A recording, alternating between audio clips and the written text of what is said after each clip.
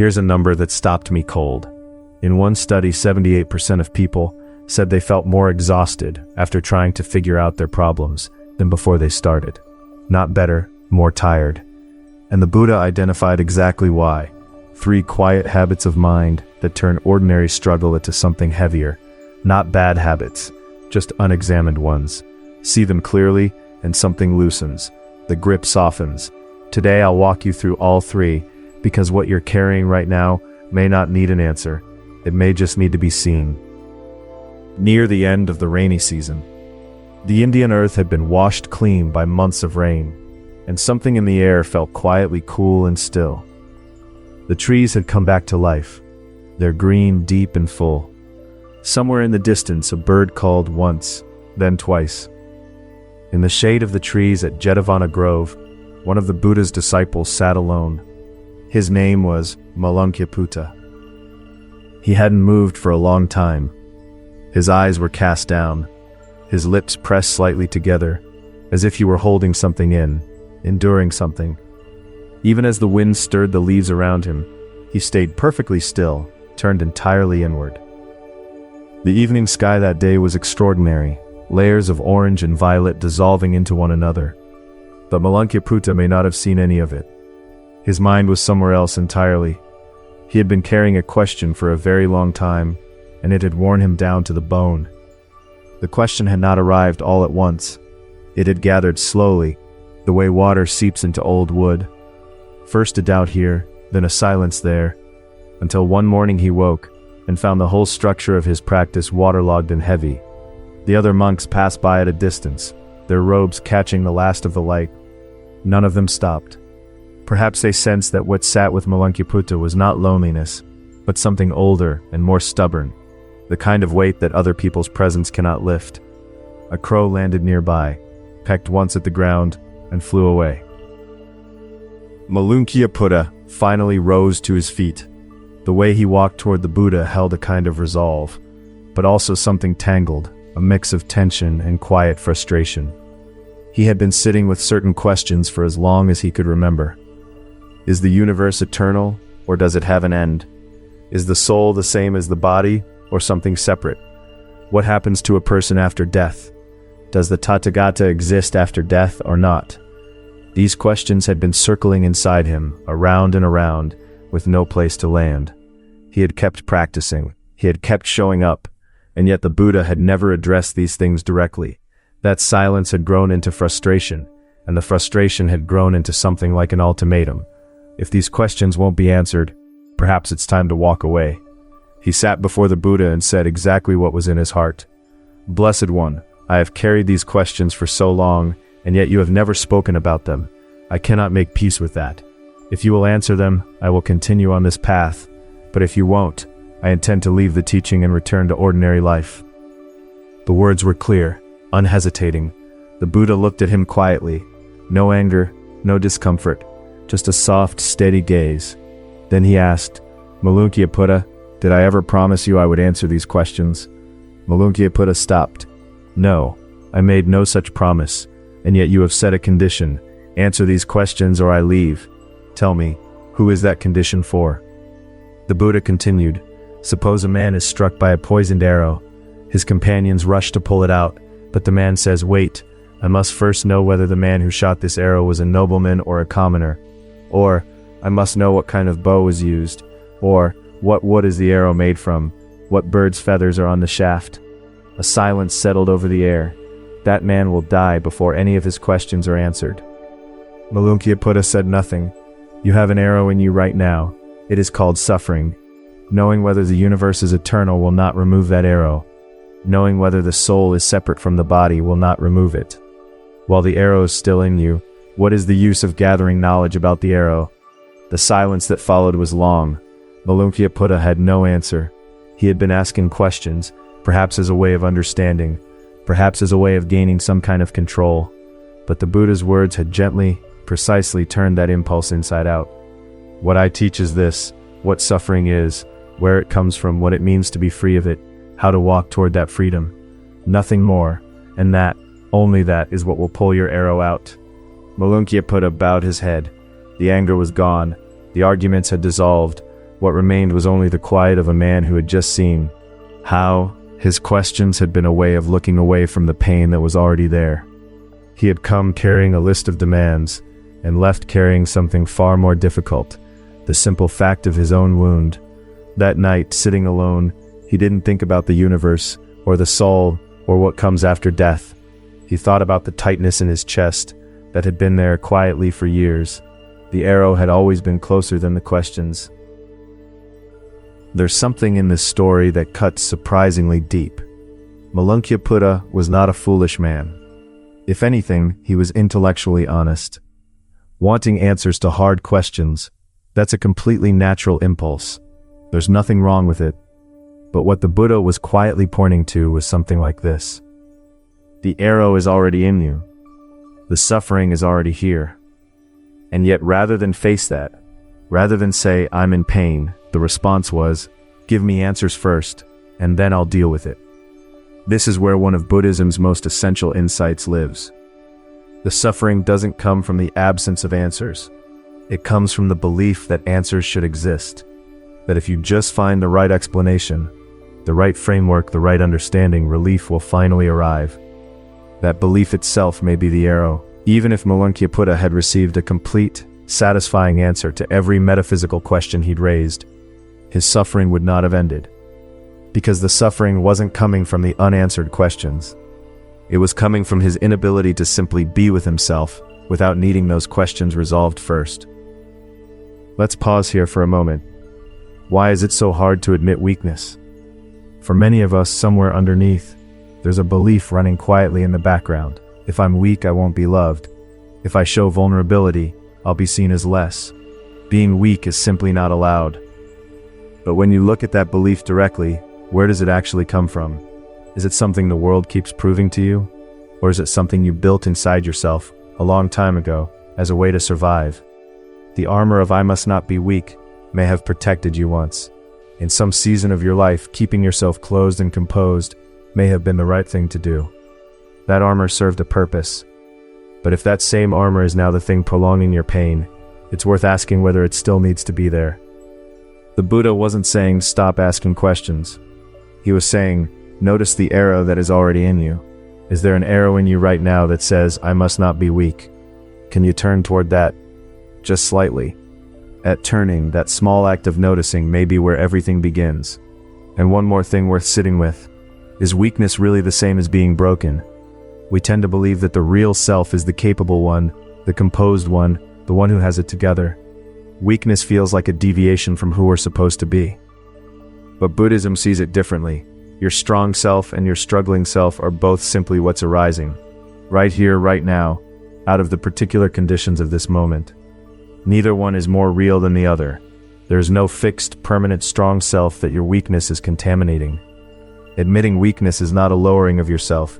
It is simply seeing what is actually here. Think of a river after heavy rain. Turbulent, brown, carrying more than it usually does. We don't say the river is broken. We say it is responding to what has come. You in your exhaustion, in your uncertainty, in the moments you cannot hold yourself together, you are not failing to be yourself. You are simply showing what this particular season has brought. The river doesn't wait to stop flooding before it continues flowing, and neither do you have to wait until the flood passes before you begin. Somewhere there is a person reading these words, who has been holding themselves together for a very long time, telling no one, asking for nothing, managing everything alone. That too was the armor doing its work. But the river does not apologize for what it carries after the rain. So how does any of this touch the life we're actually living? Think about a moment at work, deadlines pressing in, more on your plate than you can carry, a task that feels genuinely beyond you. And underneath all of it, the thought, I can't say I can't do this. Asking for help feels like proof of failure, so you carry it alone. Then one day the body gives out, sleep won't come, appetite disappears, getting out of bed becomes its own kind of labor. And somewhere in that collapse, the words finally surface, I needed help. But here's the question worth sitting with. Was asking for help ever actually the weakness? The arrow had been there the whole time, the arrow that said, I cannot admit I'm struggling. And rather than pull it out, there was a constant turning to another question. Why am I so slow? Why am I not capable enough? But those questions were only pushing the arrow deeper. Or consider a different kind of closeness. Someone who has been with their partner for many years and cannot soften, cannot lean in. I'm fine. It doesn't matter. I'm not tired. Even when they are exhausted. Even when they are quietly breaking. Perhaps somewhere along the way, they learned that showing vulnerability meant losing love, and so the wall went up and stayed up. But a relationship built only on the strong face, the composed face, quietly hollows out. The other person never sees your pain. They only ever see the version of you that has it together, and you remain underneath it all, entirely alone. The wall that was built to protect against hurt may be the very thing keeping real connection out. This isn't a story about blame. The wall was necessary. At some point in some chapter of your life, it protected you. That matters. The only question is, does it still need to be there now? One more scene closer to home for some. A parent who cannot say to their child, I'm tired today. I'm sad. Because parents are supposed to be strong. But does a parent showing vulnerability break something in a child? Often the opposite happens. In a home where a parent can say, I'm worn out today, without shame, children learn that their own struggles are allowed too. That weakness is not something to hide. That being human is permitted. The child who grows up watching a parent silently carry everything may one day come to believe that their own vulnerability is a source of shame. What we allow ourselves to be, it reaches further than we think, not through lessons or lectures, just through a presence. And sometimes the most honest thing a parent ever says to a child is simply, I don't know. Not as defeat, but as an opening, a door the child can walk through and say, me neither. Two people, different in age, suddenly standing on the same ground, and in that moment, something passes between them that no amount of parenting advice could manufacture. The child files it away, not as a memory exactly, but as a permission. Years later in their own life, when the weight gets heavy, something in them will remember that the weight is allowed to show. So, what might you do starting tonight? Just one thing. That's all I'd like to offer. Before you fall asleep tonight, take 1 minute and bring your attention gently to your body. Are your shoulders carrying something? Is your jaw clenched? Is there a heaviness sitting somewhere in your chest? If you find any tension, any place that feels held, rest your hand there quietly and say to yourself, not out loud, just somewhere inside, this part of me has been working hard. That's enough. Not, I need to fix this. Not, I need to release this tension. Just, this part of me has been working hard. The way Malunkyaputta finally went quiet before the Buddha's words. Not solving anything, not arriving anywhere, but simply meeting what was already true. When we notice pain or tension, the instinct is to immediately move toward fixing it. But noticing and solving are two separate things. Noticing comes first. And from noticing, something begins to shift on its own. I won't promise this makes the pain disappear, but the quiet practice of turning toward your own struggle, rather than pushing it away as something to be defeated, that capacity can grow slowly over time. Admitting weakness isn't something that happens once and stays. The armor built over years doesn't dissolve in a single night. But tonight, just 1 minute, this part of me has been working hard, offered to yourself gently. That small step may be a doorway to something. Think of a farmer who, after a long day, sits at the edge of his field just before dark, not to plan tomorrow's work, not to count what wasn't finished, but simply to look at the soil his hands have touched. He doesn't fix anything in that moment. He just sits with what is. Over seasons, that farmer knows his land in a way no amount of analysis could teach him, because he kept returning quietly without demand.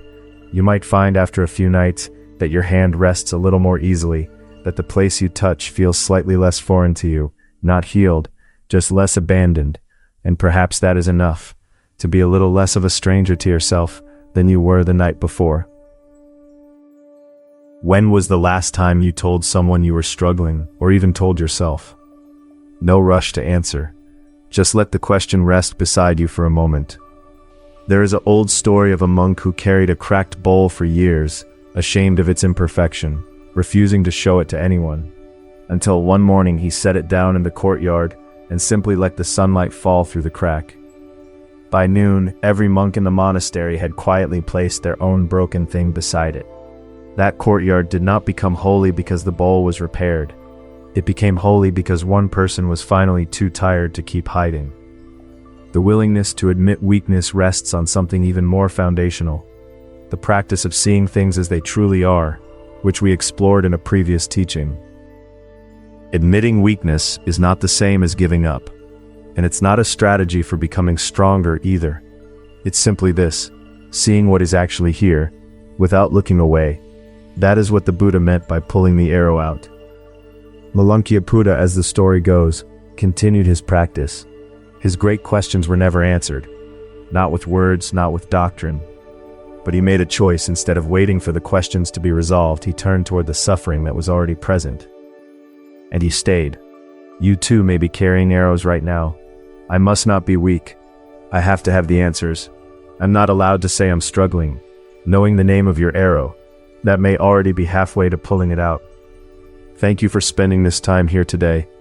I hope that tonight you're able to meet yourself with just a little more gentleness than yesterday.